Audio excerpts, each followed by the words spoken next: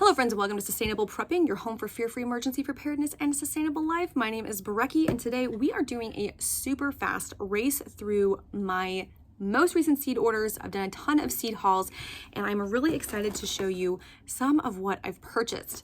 Now I did a couple of orders earlier in the spring and then I decided to do a huge order from Baker Creek Seeds when they were doing their fundraiser for Ukraine. Note that those of you who know about Baker Creek know that they are not the most ethical company, and so I only purchased from them because of the fundraiser.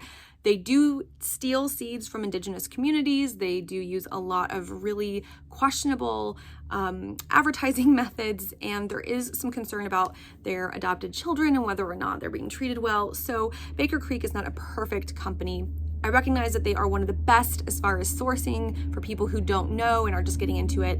And so I chose to purchase when they were doing the donations to Ukraine. That all aside, I recognize that some people don't like Baker Creek. Okay, so those caveats aside, here is some of the stuff that I purchased.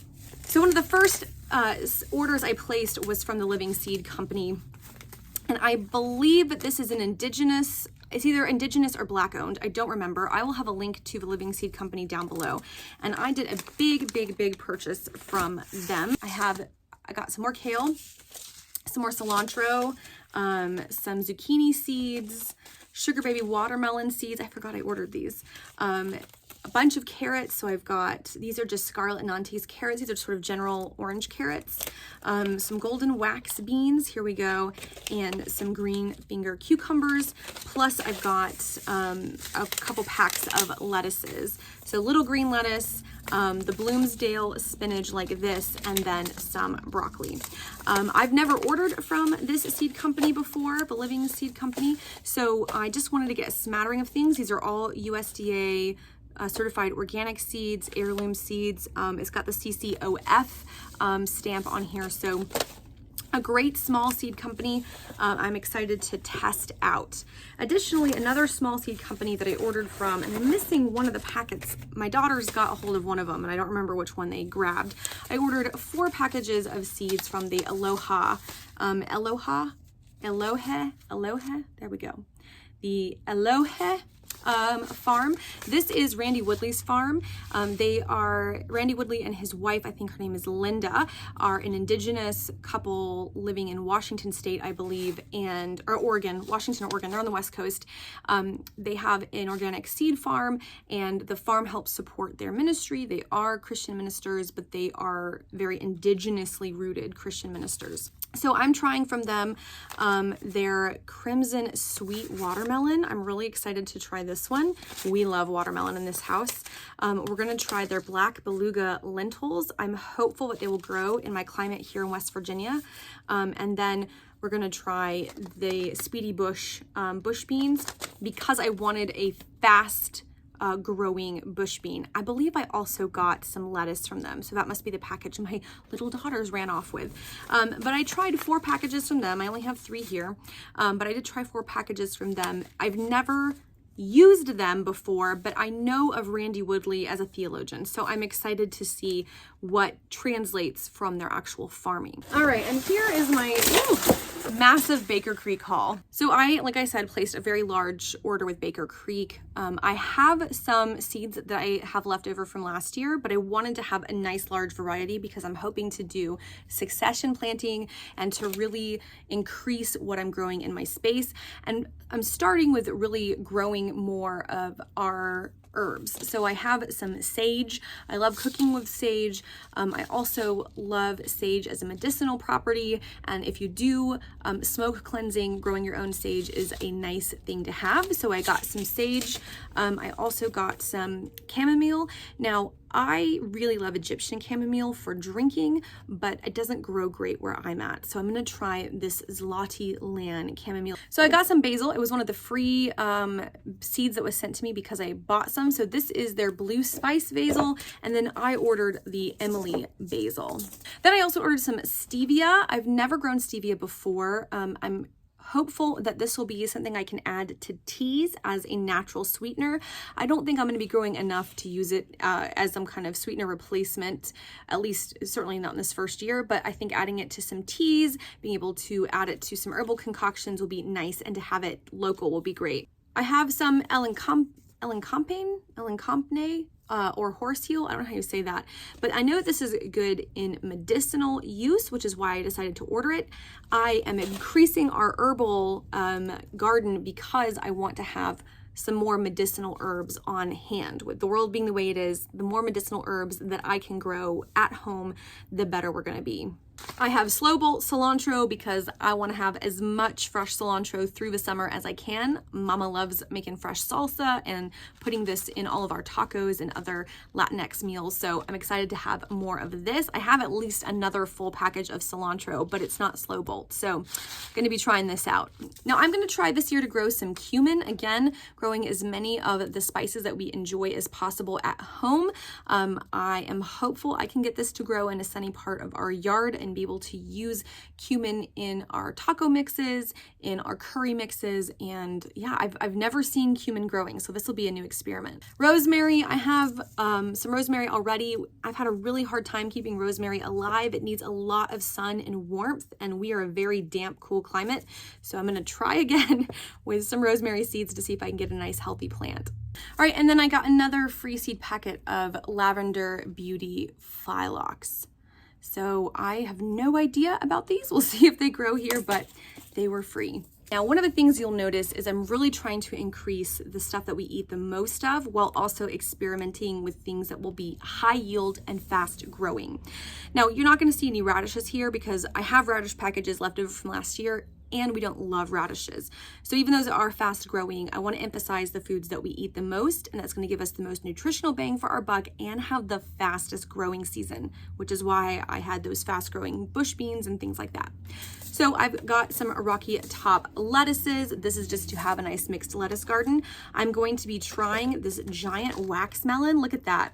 I'm really excited to see how this grows and to see what kind of flavor this has. This would have a massive yield, and if it grows well and has a flavor that we enjoy and will eat, then this would be something worth growing for the high yield opportunities, particularly in parts of our yard where going up isn't as helpful and we can, let it kind of grow along the ground.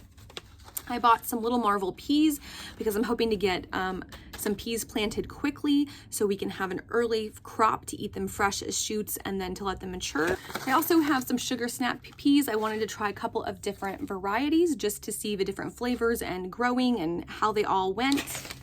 So this is the Landis winter lettuce. I like this because it can take a little bit of frost, so I'm excited to get this in the ground early. We do eat a lot of salad, at least my husband and I do.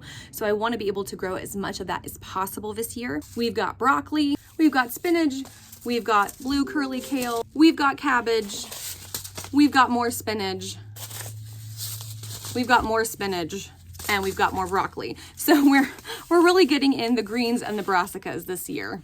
Like I said, getting in the brassicas, this is an early sprouting broccoli that I'm hoping to sow at the beginning as soon as we get this next frost over with. I've also got some more kale. We love kale and beans and greens. I've got lettuces, another mixed form of lettuce. I'm really trying to discover what we like so that we can plan ahead for next year on what we're going to be sowing. All right, and as far as greens go, we're gonna have one more type of kale. Again, we are trying out some different varietals to see what we like. We're gonna do a nice big flat leaf cabbage. I love cabbage, but we had some problems with slugs, so we're gonna try some different varieties. And my daughters got into this one. We're gonna try some rainbow Swiss chard. We had great luck with this last year, so we're gonna try it again. Now we're gonna look at some squashes. We're gonna be doing spaghetti squash again. We had great luck with this last year. We're gonna try this kabocha squash. It looks really interesting, and it is a Japanese thin-skinned green squash that I think will grow really, really well in our zone. Some buttercup squash, which I think will be a nice change in flavor. And we really like butternut, so I think trying some different squashes will be good for us. Some small pumpkins, these will be mostly for pumpkin pies. We didn't have good success last year, so I'm hoping for a better yield this year. I have two different zucchini varieties. This is your standard Black Beauty. This is what you would get at almost any nursery. And then I have this Nimbia zucchini, and this is a Polish zucchini that grows and blossoms early. So I'll probably do a planting of this in the early spring and then do a planting of this sort of later on through the heat of the summer. I picked up 2 different types of carrots. This is the new Kuroda, which is a kind I haven't tried before. This is a Japanese style carrot. They're a little bit shorter, but I think that they will do really well in our soil. And then the little finger carrots, which are nice and thin. I might try one or both of these in pots and compare them to in-ground. So I'm just excited to, again, try more carrot varieties this year. I only got a few tomatoes because we don't love eating fresh tomatoes. So I've got the Martino's Roma, which are great for paste tomato. This is great for canning. And then the Amish paste. As you'll see, none of these are eating tomatoes. I might go buy like 1 tomato plant, 2 tomato plants for fresh, but we don't really eat a lot of fresh tomatoes. I know, what gardener doesn't eat fresh tomatoes? This gardener doesn't. All right, rounding it out, we have some orange bell peppers and some bullnose bell peppers. I love growing bell peppers because they're so expensive in the store, so they're really worth it to grow on your own if you can manage to do so. My yields have not always been great, so I'm hopeful that this year will be a better year for bell peppers for our house. And finally, I grabbed some lima beans. I quite like lima beans and black-eyed peas. I grew up on field peas, so I wanted to try some different bean varieties. Again, I have leftovers from last year and some that I took off of the vine, but I'm trying some different flavors and some different growing times and methods, so we're gonna see. So this is my massive seed haul. This is a quick video because I wanted to show you some of what I'm getting, and I will talk to you later about what I'm planning on doing. The key for me is to try a bunch of varieties and to be getting as much nutrient content into my garden as possible. I want things that cultivate quickly. I want to be able to do succession planting, and I want to be able to know that I can get a lot of nutrient value from a small place very quickly. In addition to all of these, we of course have seed potatoes, and I do plan on doing another order of seeds for some of the gaps that I have. For example, I do want to have some more lettuces. I do have some herbs I still want to get, but for the most part, this is what I will be sowing at least for the first part of the spring.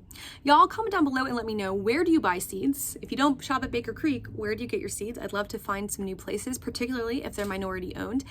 And let me know what you plan on trying this year. Are there any tried and true favorites? And are there any new experimental things you're going to be doing?